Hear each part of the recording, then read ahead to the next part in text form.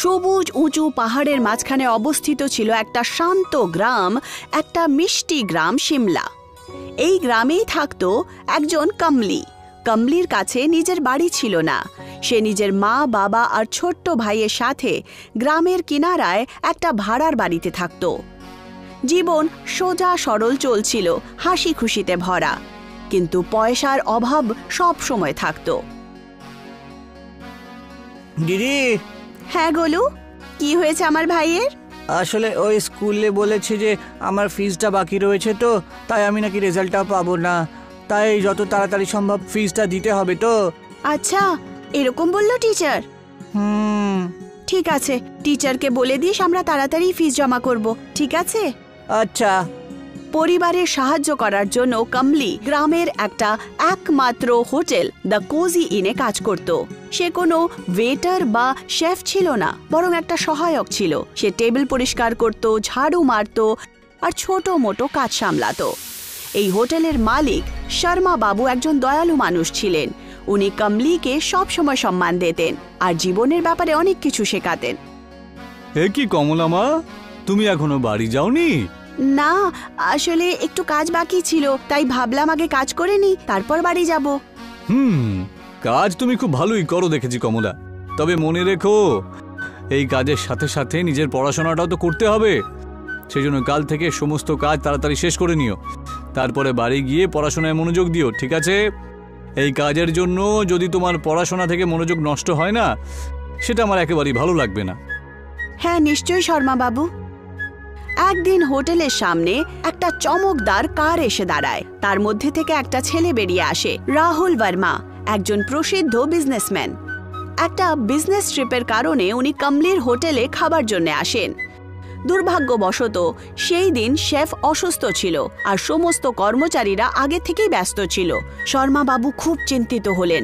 উনি জানতেন যে বর্মা বাবুকে নিরাশ করা মানে হোটেলের জন্য প্রচণ্ড নোকসানদায়ক হতে পারে। নমস্কার বর্মা বাবু, আমাদের হোটেলে আপনাকে স্বাগত জানাই। ধন্যবাদ শর্মা বাবু, এমনিতে আপনাদের এই হোটেলটা সত্যি বেশ দারুণ। আমি তো আজকের এই হোটেলে সব থেকে ভালো ডিশটা খেতে চাই। আগে অবশ্যই বর্মা বাবু, ব্যাস একটু সমস্যা রয়েছে। আজকে আমাদের রাঁধুনির অসুস্থ, তো তাই উনি। এটা আপনি কি বলছেন? এখন কি আমি এখান থেকে খালি পেটে যাব? যদি হোটেলে স্টাফই নেই তাহলে হোটেলটা বন্ধ করে দিচ্ছেন না কেন? বর্মা বাবুর রাগ বাড়তেই থাকে। তক্ষুনি পাশে দাঁড়িয়ে থাকা টেবিল পরিষ্কার করার কমলি এই সব দেখছিল। সে সঙ্গে সঙ্গে শর্মা বাবুর কাছে এসে বলে, ক্ষমা করবেন স্যার, আমাদের কারণে আপনার প্রবলেম হলো। আপনি চিন্তা করবেন না, আমরা তাড়াতাড়ি খাবার ব্যবস্থা করে দিচ্ছি। শর্মা বাবু, আপনিও চিন্তা করবেন না, আজকের খাবার আমি বানিয়ে দিচ্ছি। তুমি সত্যি খাবার তৈরি করতে পারো? হ্যাঁ শর্মা বাবু, আমার দিদা আমাকে একটা বিশেষ রেসিপি শিখিয়েছিলেন। আমাদের পরিবারে অনেক বছর ধরে এটাই হচ্ছে। আজ আমি সেই ডিশই বানাবো। শর্মা বাবু কিছুক্ষণ পর্যন্ত ভাবতে থাকেন। উনি জানতেন যে কমলি খুব পরিশ্রমী, কিন্তু এত বড় গ্রাহকের জন্য খাবার বানানো অনেক বড় দায়িত্বের ব্যাপার। কিন্তু ওনার কাছে আর কোনো বিকল্প ছিল না। ঠিক আছে কমলা, চেষ্টা করো। কমলির চোখে চমক চলে আসে। সে দৌড়ে দৌড়ে রান্নাঘরে যায়, সামগ্রী একত্রিত করে আর পুরো পরিশ্রম করে খাবার বানাতে শুরু করে। সে বাঁশের মোমো বানাতে যাচ্ছিল, একটা অবিশ্বাস্য ডিশ যেটা তার পূর্বপুরুষরা সিমলার পাহাড়ে থাকাকালীন বানিয়েছিল। ওরা শিকারী ছিলেন আর তাই তারা জঙ্গলে বাঁশের লাঠিতে মোমো সেদ্ধ করতেন, যাতে তার মধ্যে একটা বিশেষ স্মোকি ফ্লেভার আসতো। চলো শেফ কমলি, নিজে চমৎকার দেখাও, বাঁশের মোমো বানিয়ে দেখাও। কমলি সবজি কাটতে শুরু করে। সেগুলোকে ধুয়ে ভালো করে রান্না করে মেয়োনিজ, শেজওয়ান, ব্ল্যাক সল্ট আর মশলা মিলিয়ে দেয়। আরে বাহ, এটা তো খুবই ভালো আর সুস্বাদু মনে হচ্ছে। চলো এখন ময়দাও মেখে নি। কমলি তাড়াতাড়ি ময়দা মাখতে শুরু করে আর তার মধ্যে মিশ্রণ ঢুকিয়ে দেয় আর সেগুলোকে বাঁশের ভেতরে ঢুকিয়ে দেয়, মাটিতে ঢেকে আগুনের ওপর রেখে দেয়। যেইভাবে বাঁশ থেকে সুস্বাদু গন্ধ বেরোচ্ছিল, রান্নাঘর পুরো ধুঁয়োতে ভরে যায়, যার কারণে কমলির চোখে নিজের দিদার চেহারা ভেসে ওঠে, যিনি সবসময় বলতেন, বাবু, খাবার শুধু পেট ভরার জন্য হয় না, কিন্তু সেটা ভালোবাসা আর পরম্পরাকে জোড়ার জন্যও হয়। খাবার তৈরি হওয়া মাত্রই কমলি নিজের বানানো স্পেশাল মোমোস বর্মাজিকে দিয়ে দেন। ওটা দেখে বর্মাজির চেহারায় খুশি দেখতে পাওয়া যায়। আরে বাহ, এ তো বেশ সুস্বাদু মনে হচ্ছে। ধন্যবাদ স্যার। বর্মাজি আস্তে আস্তে একটা মোমো ওঠান আর প্রথম গ্রাস খান। ওনার চোখ আশ্চর্যে ছড়িয়ে পড়ে। বাহ, এ তো দারুণ ব্যাপার, অদ্ভুত, এত সুন্দর খাবার। মোমোজের স্বাদ অদ্ভুত ছিল। মশলার গরম স্বাদ আর বাঁশের সুগন্ধ মন জিতে নেয়। খাবার শেষ করার পর উনি বলেন, বাহ কমলা, তুমি সত্যিই অবাক করে দিয়েছো। ধন্যবাদ স্যার।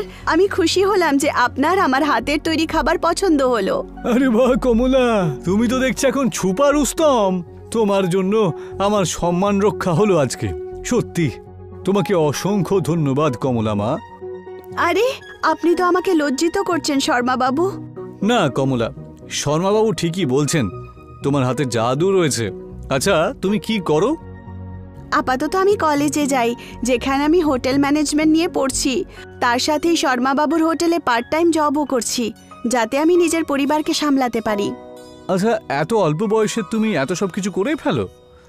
আগে বাবু, আমাদের কমলা বেশ পরিশ্রম করে আর খুব বুদ্ধিমানও।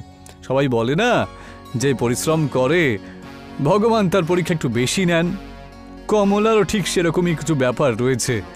কিন্তু এত খারাপ পরিস্থিতির মধ্যেও ও কিন্তু হার মেনে নেয়নি আজ অব্দি, বরং দাঁড়িয়ে বিপদ থেকে নিজেকে রক্ষা করেছে সবসময়। কমলির স্থিতির ব্যাপারে শুনে বর্মাজি খুব ভাবুক হয়ে ওঠেন।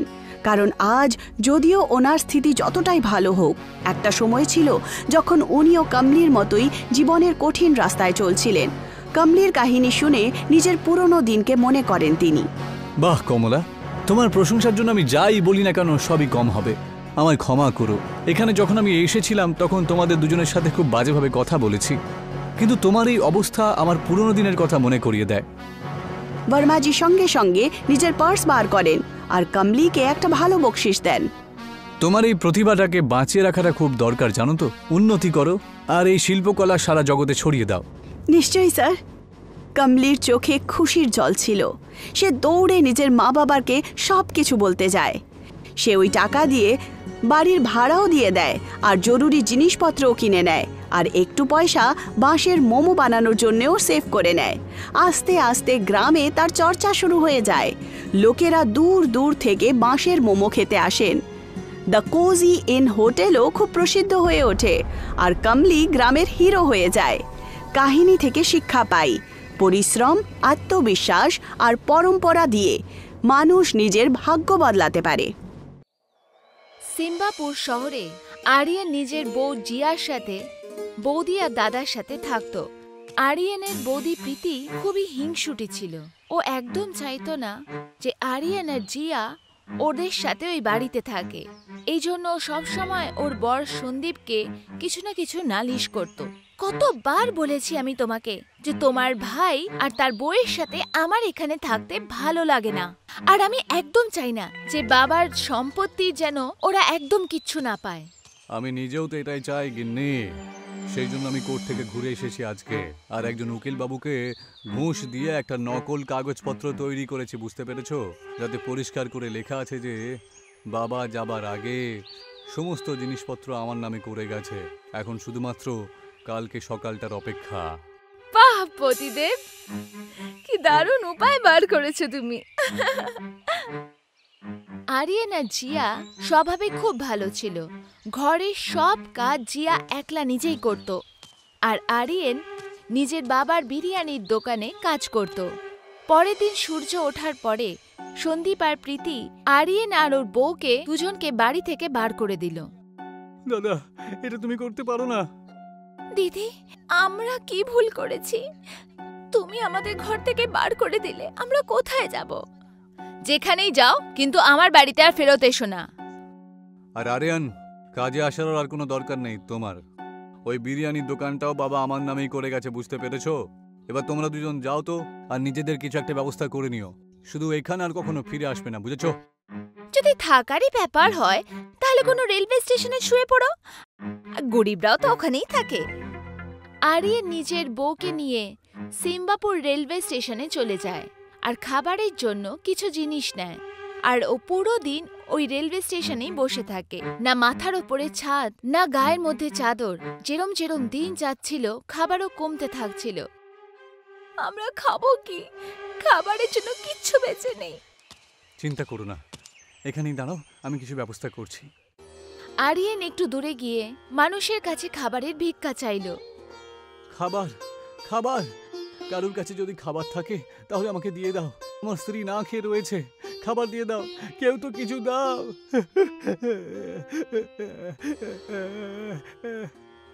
আরিয়ান নিজের অবস্থা দেখে ফুপিয়ে ফুপিয়ে কাঁদছিল। তখনই ওখানে একটা ছোট মেয়ে আরিয়ানের কাছে এসে বলে, আপনি কাঁদছেন কেন? আমি খাবার দিচ্ছি আপনাকে। আমি আমার টিফিন আনতে ভুলে গেছি, আর মা আমাকে আজকে বিরিয়ানি আর বন্ধুদের জন্য মোমো প্যাক করে দিয়েছে। আপনি কাঁদবেন না, আমি আপনাকে আমার টিফিন দিচ্ছি। খুকি, তোমাকে অসংখ্য ধন্যবাদ। ঈশ্বর যেন সবসময় তোমাকে আশীর্বাদ করেন। ঈশ্বরের কাছে আমি এই প্রার্থনাই করব। তখনই রাস্তায় একজন বৃদ্ধ মহিলা খুব দুর্বলতার সাথে লোকের কাছে ভিক্ষা চাইছিল। কেউ খাবার দিয়ে দাও, নাহলে আমি বাঁচতে পারবো না। আরিয়ান ওকে দেখে দাঁড়িয়ে পড়ে আর বৃদ্ধ মহিলাকে বলে, আগে ঠাকুমা, আমি সামান্য একটু খাবার আপনাকে দিচ্ছি। আমি নিজের ভাগের খাবারটা আপনাকে দিচ্ছি। শুধু আমার এইটুকুই খাবার দরকার ছিল, যা দিয়ে আমার স্ত্রীর পেটটা ভরে যায়। তুমি একজন সৎ মানুষ, তোমাকে সব জায়গায় খুঁজেছি, ওরকম ভাবে যেমন কেউ সমুদ্রের মধ্যে মুক্ত খোঁজে, প্রত্যেকবার পাথর হাতে আসে, কিন্তু আজ আমি এই সমুদ্রে মুক্ত পেয়ে গেছি। ওই বৃদ্ধ মহিলা হঠাৎ করে পরীতে রূপান্তরিত হয়। যেই বাচ্চা মেয়েটি তোমাকে এই টিফিন দিয়েছিল সে আমিই ছিলাম বাবা। তুমি ক্ষুধার্ত অবস্থায় আমাকে খাবার দিয়েছিলে। আজকের পর থেকে তুমি আর কখনো ক্ষুধার্ত শোবে না। তুমি আস্তে আস্তে যা সব কিছু হারিয়েছো তার দ্বিগুণ তোমার কাছে চলে আসবে। খুব কাজ করো আর খুব বিখ্যাত হও আরিয়ান। পারি জাদুর সাহায্যে স্টেশনের সামনে একটা দোকান তৈরি করে দেয়, যার ওপর মোমোস বিরিয়ানি লেখা ছিল। কালকের পর থেকে তুমি এটাই বিক্রি করবে। এই দোকানে তুমি কাজ করবে। যে কেউ তোমার হাতের বিরিয়ানি খাবে সে তার দিওয়ানা হয়ে যাবে। এই কথা বলে পরি ওখান থেকে চলে যায়। আরিয়ান জিয়াকে গিয়ে খাবার দেয় আর ওকে সব গল্প করে। ভালো মানুষদের সাথে খারাপ হয় সবাই বলেছে আর শুনেছে, কিন্তু আজ যা আমাদের সাথে হয়েছে সেটা প্রমাণ যে এই বলা কথা মিথ্যে। পরের দিন আরিয়ান আর জিয়া দুজনে দোকানে যায়, যেখানে প্রথম থেকেই মোমোস বিরিয়ানি বানানোর সামগ্রী ওই দুটো ট্রাঙ্কের মধ্যে রাখা ছিল। আর তার সাথেই ওখানে একটা কাগজ ছিল যেখানে মোমোস বিরিয়ানি বানানোর রেসিপি লেখা ছিল। এখানে তো আগে থেকেই মালপত্র রাখাই আছে। এই বিরিয়ানি আমরা সবার জন্য বিক্রি করব, যাতে গরিবরাও কিনতে পারে আর বড় লোকেরাও। এই বিরিয়ানিটাকে আমরা 5 টাকাতে বিক্রি করব। ঠিক বলেছ তুমি। আরিয়ান আর জিয়া মোমোস বিরিয়ানি বানিয়ে নেয় আর সেই মোমোস বিরিয়ানিকে রেলওয়ে স্টেশনে 5 টাকায় বিক্রি করা শুরু করে দেয়। কিছুক্ষণ পরই ওখানে অনেক লোক ওদের বানানো মোমোস বিরিয়ানি খেতে চলে আসে। বাবা ধন্যবাদ, তুমি গরিবদের জন্য এত ভালো কাজ করছো। এত ভালো মোমো বিরিয়ানি 5 টাকাতে বিক্রি করা শুরু করেছো। আমরাও কষ্টের দিন দেখেছি, আমরা জানি যে কিরকম লাগে। আপনারা নিশ্চিন্ত থাকুন আর এটা বলুন আমাদের বিরিয়ানি লাগবে কিনা আরও, কারণ তার জন্য আর পয়সা দেওয়ার দরকার নেই। আস্তে আস্তে আরিয়ান আর জিয়ার মোমোস বিরিয়ানি পুরো শহরে বিখ্যাত হয়ে যায়। সবাই ওর দোকানে 5 টাকার মোমোস বিরিয়ানি খাওয়ার জন্য আসে। এই শহরে ধনপতিরাও ওর দোকানে আসতে শুরু করে আর ওকে অনেক টাকা দিয়ে যায়। এই খবর হাওয়ার মতো সন্দীপ আর প্রীতির কাছেও পৌঁছে যায়। এটা আমি কি শুনছি গো? আরিয়ান আর জিয়া কি করে বড় লোক হয়ে যাচ্ছে? ওদের শহরের অনেক ধনীপতি ব্যক্তিরা এই বিরিয়ানি খাওয়ার জন্য বেশি টাকাও দিয়ে দিচ্ছে। আরে জানি জানি, আমিও তো বুঝতে পারছি না। সব কিছু তো কেড়ে নিয়েছিলাম ওর থেকে, তাহলে এই দোকানটা খোলার পয়সা কোথা দিয়ে এলো? আর এত পয়সা কোথা দিয়ে এলো যে বিরিয়ানিও মাত্র 5 টাকাতে বিক্রি করছে? আমাদের দুজনের গিয়ে একবার দেখা উচিত গিন্নি। কিন্তু ওরা কি আমাদের সাথে কথাও বলবে? আর সেটা আমার উপর ছেড়ে দাও তো। আমি আমার ভাইকে চিনি, ওর মনটা খুব ভালো, ও আমার উপর রেগে থাকতে পারে না। সন্দীপ আর প্রীতি আরিয়ান আর জিয়ার সাথে দেখা করার জন্য ওদের দোকানে পৌঁছে যায়। আমার ভাই আরিয়ান, আমায় ক্ষমা করে দে ভাই, আমি অনেক বড় অন্যায় করে ফেলেছিলাম।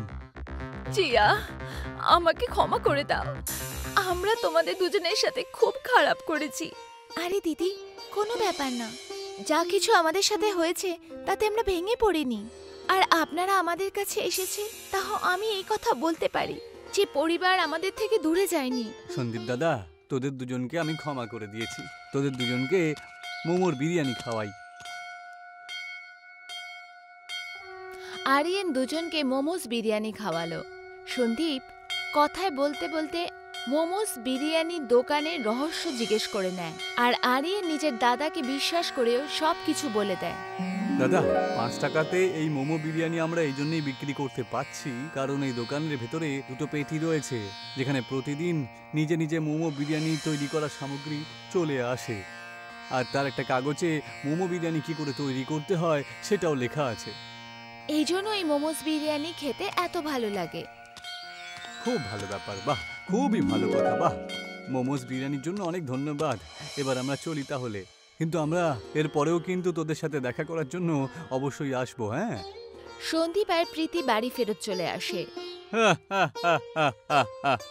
বলেছিলাম না আমি, ওরা আমাদের ওপর রাগ করে থাকবে না। দেখলে তো কিভাবে ওর কাছ থেকে আমি সবকিছু জেনে নিলাম। ওই 2টো ট্রাঙ্ক আর ওই চিটটা, আমাদের শুধু ওইটাই চাই, তারপর আমরা মোমো বিরিয়ানি বিক্রি করব, তাও আবার বেশি দামে। বাবু বাবু বল, কত টাকা হবে আমাদের কাছে? কিছু উপায় বার করো। আমি তো একটা উপায় খুঁজেই রেখেছি গিন্নি, ব্যাস তুমি শুধু আমার সঙ্গে থেকো। পরের দিন আরিয়ান আর জিয়া নিজের দোকানকে বন্ধ করে চলে যায়, আর সন্দীপ আর প্রীতি রেলওয়ে স্টেশনে প্রবেশ করে। প্রবেশ করতেই ওরা ওই বাচ্চাকে দেখতে পায় যে আরিয়ানকে মোমোস আর বিরিয়ানি টিফিন দিয়েছিল। আমি রাস্তা হারিয়ে ফেলেছি, আঙ্কেল আমাকে একটু সাহায্য করবে, আমাকে ঘরে ছেড়ে দেবে। এই মেয়ে, এখান থেকে পালাতো, যা এখান থেকে, অন্য কাউকে গিয়ে সাহায্য চায়। আরে এই বাচ্চাটা কোথা থেকে এলো? এই, বুঝতে পারছিস না? যা এখান থেকে। বাচ্চা ওখান থেকে কাঁদতে কাঁদতে চলে গেল। সন্দীপ আর প্রীতি আরিয়ানের মোমোস বিরিয়ানির দোকানে পৌঁছায়। দেখো, এটাই ওই পেটি যাতে প্রত্যেক দিন অসাধারণ বিরিয়ানি বানানোর সব সামগ্রী নিজে থেকেই চলে আসে। আর এই হলো সেই চিঠি যার মধ্যে মোমোস বিরিয়ানি কি করে বানাতে হয় সেটা লেখা আছে। কি বোকা আমার ভাইটা, তাই না? এরকম একটা জিনিস কি এরকম ফাঁকা জায়গায় কেউ রেখে যায় নাকি? হ্যাঁ, সত্যি খুব বোকা আমার ভাইটা। সেই জন্য এবার আমি বড় লোক হয়ে যাব। সন্দীপ আর প্রীতি ওই 2টো পেটিকে আর কাগজটাকে নিয়ে যেতে থাকে। তখনই ও মাঝপথে একজন বৃদ্ধ মহিলাকে দেখতে পায় যে ওদের দুজনের থেকে একটু সাহায্য চায়। কেউ আমার সাহায্য করো, কেউ আমাকে খাওয়ার জন্য কিছু দাও, খুব খিদে পেয়েছে বাবা, এর মধ্যে থেকে কিছু খাবারের দাও। না না, আমাদের কাছে কিছু দেবার মতো নেই আপনাকে, বুঝেছেন? যখনই ও এই শব্দ বলে, ওই বৃদ্ধ মহিলা পরীতে রূপান্তরিত হয় আর ওদেরকে বলে, আমি 2বার আটকানোর চেষ্টা করেছিলাম তোমাদের দুজনকে বাঁচানোর, কিন্তু লোভকে আমি তোমাদের মধ্যে বাস করতে দেখেছি। পাবে না তোমরা কোনো রকম ক্ষমা এই অপরাধের। ধনপতি হতে চেয়েছিলে তোমরা দুজন, এখন সবকিছু নিয়ে নেওয়া হবে তোমার থেকে। পয়সা দেখলে তোমার মন একদম লোভে ভরে যেত, এখন লাফাতে থেকো সারা জীবন ব্যাঙের মতন। সন্দীপ আর প্রীতি দুজনে ব্যাঙে পরিবর্তিত হয়ে যায়। পরের দিন সকাল হতেই আরিয়ে নিজের দোকান খোলে, আর ও 2টো পেটি সেই একই জায়গায় দেখতে পায়, যেন রাতে কিছু হয়ইনি। শহরের মধ্যে আরিয়েন আরো অনেক জায়গায় নিজের 5 টাকার মোমো বিরিয়ানির দোকান খুলে ফেলে আর নিজের জীবন আরামে কাটাতে থাকে।